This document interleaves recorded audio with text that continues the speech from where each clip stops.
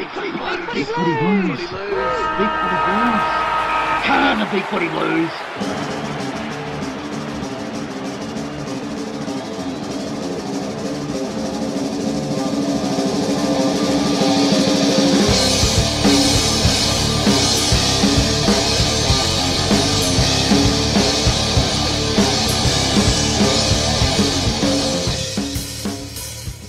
Welcome everyone to the BigFooty Blues Podcast, episode number 6. This is a bit of a short-staffed one. It's going to be short and sharp, much like HBF, who's with me. How you doing, HBF? Very good, ShanDog. How are you tonight, buddy? Yeah, good, thanks, mate. Look, let's just jump straight into what's happening this weekend. Carlton versus Essendon, MCG at 1:45. Teams are in. The changes for Carlton: Andrew Walker in, Kieran Byrne, Patrick Cripps and Dennis Armfield. And out goes Clem Smith, who's omitted. Jason Tutt also omitted.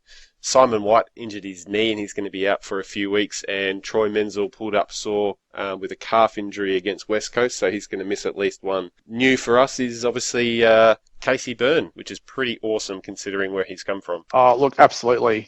Fantastic to see him get the game and on a massive stage against Essendon. So, yeah, really thrilled for him to get a game, and let's see how he goes. So, also good to see Walks back in the team. I think we've really missed his run in the first couple of weeks, so depending where he plays and what his tank's like, but I think his inclusion will only make us a better team. We've got named on the interchanges Tom Bell, Andrew Carazzo, Ed Curnow and Sam Rowe. Emergencies: Dylan Buckley, Jason Tutt and Mark Wiley as well, which is good to see him on the emergency list. Essendon's got James Gwilt omitted and in comes Dustin Fletcher for him. We don't have Robbo anymore to play on Fletcher. But yeah, look, how do you... What are your overall impressions for the ins and the outs? Is it what you wanted to see? I think there's probably one. Dylan Buckley. I'm really not sure what more he has to do to get a game. But look, other than that, I'm not too unhappy with the changes. Now, look, we've actually got a very special guest coming on right now. Some have accused him previously of phoning in the podcast, and this time we actually have him legitimately phoning in. Welcome back, ODN. Hey guys. Yeah, sorry, my audio is probably worse than usual. I heard what was happening at the club this week. I fled the country, and it looks like my Skype's due for a complete rebuild, and it must be the season for it. Oh, topical. I like it. Very topical. Very.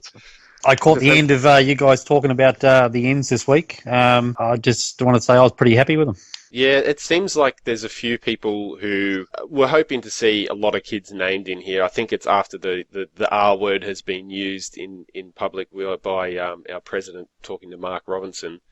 But really, you can't cut off your nose to spite your face, can you? You can't just bring in every single kid and then leave leadership off the ground. Or in the case of, we really need speed in the team. That's been identified well and truly. So bringing in Dennis Armfield, who's has experience, is a leader on the field, and has speed, it makes sense. While it would have been really good to see Bucks play, or even perhaps Wiley come in, Dennis Armfield, he earned his spot in the VFL. In the practice match for the VFL, got best on ground. You can't really argue with that logically. As much as our hearts would say, look, we want to see the kids. No, he's got a bit of heart and desire too, doesn't he? And gee, we need players in there who are going to actually give a bit of a yelp. So, and Armfield's problem in the past, last year, was he seemed to have lost some of that pace. Whereas it looks like maybe he's got that back again. Yeah, absolutely. So, where do you guys think that we're actually going to be able to get an advantage over Essendon if we are to somehow pull a win out? Yeah. Gee, don't all come up with solutions at once. Look, I do like the look of Henderson down back. I noticed your boy Rowe's been named on the bench, and he hasn't been in great form. And whether that means he's slowly getting eased out of the side, unless he can come up with something, I'm not sure. I'm not sure what that means, but he's definitely our defence. We couldn't handle Kennedy last week. Bombers have got a few tools that could trouble us. Joe Danaher sort of marked everything that comes his way, so I think Henderson might be the matchup there. So, yeah, but I don't know what that does for us up forward. I would love to say that Walker would come straight into the side and actually be that medium forward that kicked 50-plus goals back in 2011, but I don't know if that's a little bit beyond him these days, but, maybe if they stick Carlisle on him and clear out the 50, we'll see some highlights. Stick him on Carlisle on his shoulders. Yeah. Well, maybe this the way that the team has been named might actually reflect that Rowe is going to be forward again, which I really don't like seeing that. I think he was coming so far along playing in the back line, and now we're starting to throw him forward in partway through games and things like that. I know swingman is the it's in vogue to be a bit of a swinger these days, but I think we'd just prefer to lock him down as a centre half back and just keep improving there. They did that in the NAB challenge, didn't they? They moved like Rowe and Henderson around a lot. So I'm just wondering if Mick's sort of run out of ideas, and that's really what he's thinking: Henderson back and Rowe forward. But I honestly can't see an area where we've got an advantage over Essendon. Maybe our leg speed, but that would maybe be about it. So, yeah, I think it could be a long day at the office on Saturday for us. What about the inclusion, or not inclusion, but Carazzo and Curnow retaining their spot in the side? Is that something you're happy with? Not really, but I think what will happen is Carazzo will probably go to Stanton like he always does, and Curnow will probably go to Watson. It's probably how they'll do it, unless they pay attention to Heppel or Goddard. So, yeah, I don't really know, but I'm not a fan of Curnow and Carazzo in the same team, purely for the fact that they don't hurt you enough when we've got the footy. So, but we'll see. I'm happy to be proven wrong. Carazzo's one of the leaders, so I think Mick. We've always been told that Mick tends to play some favourites, and I think we can see that. There's some players takes an awful lot to get them out of that side, and maybe Allard's another example of that, because as we're saying, we're rebuilding. Allard's probably not going to be part of our future. He was lucky to stay on the list at the end of the year, but we see him in the side instead of Buckley. That would probably would have been my change, but Mick likes his grafters. He likes his hard workers, and the team doesn't have a lot of hard workers, so he seems to hold on to everyone he can get. Yeah, and we also know that he doesn't like playing too many kids at the same time as well, and we are debuting another player as well. So I can sort of see both sides of the argument, I guess. I missed that conversation, by the way. I'm a huge rat for Kieran Byrne. Yeah, the kid's got a lot of poise, and I noticed that he was sort of named.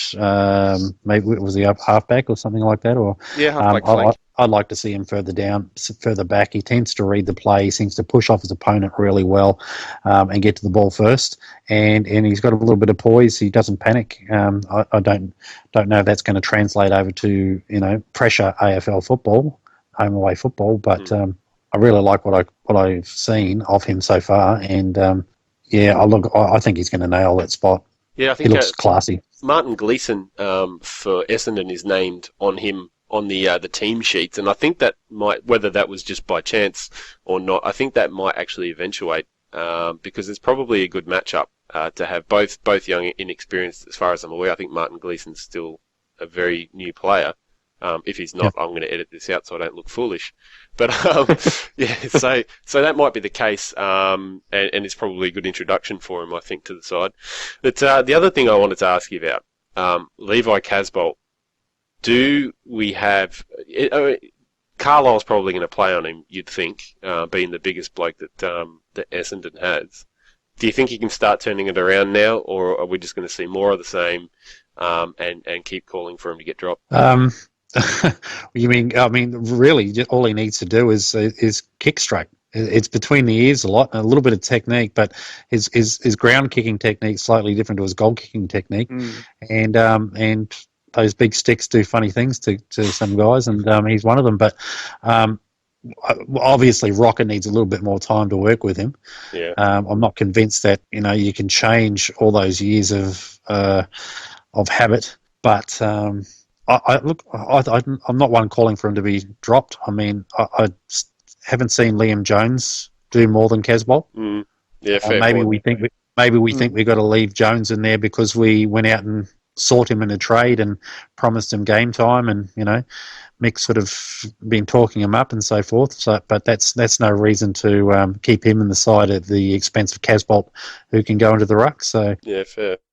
Well, moving along to some other news that happened this week with the club. Carlton president Mark Lejudice had a interview this week with Mark Robinson where, as we were discussing before, the R word was used. We are in full rebuild. It is official now. It was a pretty in-depth chat that they had, and they did cover a fair few areas that we've all been talking about on the boards a fair bit. What did you guys think about the announcement that we are actually rebuilding? Oh, look, I think it's great that he's come out and actually been so upfront and forthright with what he said. A lot of us have been calling for the club to be a bit more transparent and engage their supporters. So whilst all of us might not be happy about the fact that we are rebuilding, at least they've come out and said, yep, this is what we're doing. We're not sacked Malthouse, we're on a contracts. I think just hearing from the president and Trigg as often as we do, I think is really good for the supporters. Only because for so long we felt like the club sort of keeps us at arm's length and doesn't really tell us anything. So when did we decide we were rebuilding? Yeah, that's a good question. I was thinking about that today as well. Like, if Chris Judd had have known we were rebuilding this year, would he have actually gone on? So maybe we have changed our tune in 2 weeks. No, and Bryce Gibbs held off contract talks to see where the club was at as far as their plans for success and whatnot. So, so I don't think he might not have signed on if he had known. People saying, "Oh, we've known since last year. We're only being upfront and honest with the supporters about it." I disagree because I don't see us getting in Tutt and Jones, and I don't see us picking up a ready to go first round draft pick. And potentially, although we wanted Jacks, we still picked up players. So Jacks, Wiley, Boakhurst, Jones, and Tutt. We still brought in players who theoretically were ready to play, were old enough to play, and not develop. So while I don't question some of those calls, we got some good value there. It doesn't smack to me of rebuilding even as late as the national draft. If we've decided 2 rounds in, we're going to call off the Dogs by suggesting we're rebuilding so people leave us alone. It just seems a little bit, I don't know. We tend to be reactive, and look, for me, it just depends on what constitutes a rebuild in their mind. In my mind, it's stripping everything back, basically saying, look, we're not going to have any success for 5 years. And, on top of the decade from hell we had in the last couple of years, where we've made finals and fell out again, we're going to have add another 5 years onto that. And, it's depressing when you think about it that way. But if it means we're still going to play a decent side and we're still going to give these guys a chance to atone for their performances, and hey, if we just happen to sneak near the finals or make the finals, and while we're still going to the draft, because they said we're going to the draft, but they also said free agency and trades. We're going to rebuild that way. So they named all 3, and that's what we've been doing anyway. I'm really confused as to the direction. They seem to be keeping all options open still. Well, this is quite ironic, really, because the interview closed with Robinson asking El Presidente, "Is this club in crisis?" And his answer was definitely not. It's only a crisis when you don't have a plan of where you're heading. We know exactly where we're heading. We've got a plan. We've got a strategy. So if they do, it seems.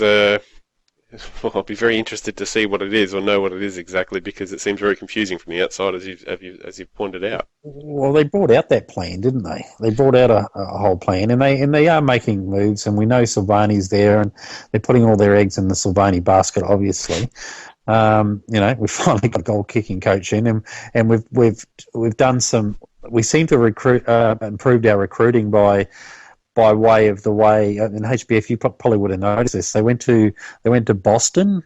I think was it Boston Red Sox or something like that, and they actually picked up some sort of a recruiting software and program where they sort of easy to sort of keep track of videos and data about various players, and it's sort of just a bit more of an efficient way to maintain your recruiting network. Then Did you hear about that? XL97, yeah. Yeah, Yeah, whatever that was. Yeah, then getting Stephen Dank to transcribe it for you. Look, I mean, all of what you said makes perfect sense. Again, and maybe prior to the year starting, the club had overestimated their list like they have done in the past. I mean, I'm not sure we need a complete rebuild like what St Kilda has gone through. I think we just need to be smarter with the way we go to the draft table and during trades. I think we'll come well out in front with the Jack trade from last year. I think even already you can see that's been a good deal for us. Well, look, on that note, why don't we leave it there and look, final predictions for the game? Oh no, I'm through. I'm through giving predictions. Yeah. Look, I'm not going to tip against us. But there's no way I'm tipping us. Anyone else not sitting on a fence? Or No, I will just pass on putting in a tip this week, and I'll think about putting in a tip next week for the Anzac Day game. All right, pair of tweezers all round to take some splinters out. Now you know what? Carlton by 10 goals. All right. Hey, happy dude's back. All right. Look, thanks very much, guys. We'll leave it there. Good night, ODN. Good night. Thank you. Good night, HBF. Good night, gentlemen. All right. We'll catch you all next week. Go Blues.